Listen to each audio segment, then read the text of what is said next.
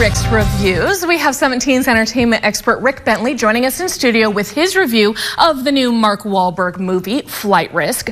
I was telling you in the commercial break, I have seen this on every single streaming platform ad break in the last several weeks. It just is being really shoved at us. And that's the biggest problem with this movie.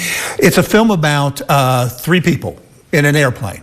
Basically what happens is Michelle Dockery, who we know from Downton Abbey, plays an air marshal who goes off into the outskirts of Alaska to get a fugitive, played by Topher Grace, and fly him back to the United States to testify against his ex-boss. Okay. We find out that the pilot is a killer. There to kill Topher Grace's character. Now that's in every commercial. That could have been the big shock, the big surprise in this movie. But if you go in knowing he's the killer, you know, no matter what he does, you're going, well, he's going to end up trying to kill him. And the fact that it's set in an airplane means that you only have three possible scenarios.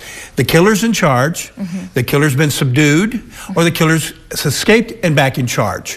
So you have 95 minutes of this sort of trying to get through this over and over again.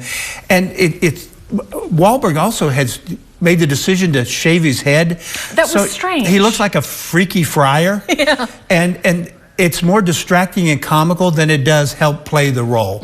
So anyway, it's one of the first films of the new year, and we're off and screaming. And here's one thing. I will guarantee you there's no risk of it getting an Oscar nomination next year. Oh, really? That's a good, how about that for a segue? I like that segue. So what's your grade for it? You know, because I love Michelle Dockery, and she gives it a little bit more gravitas than it should have had. It's a C-. A C-, okay. But let's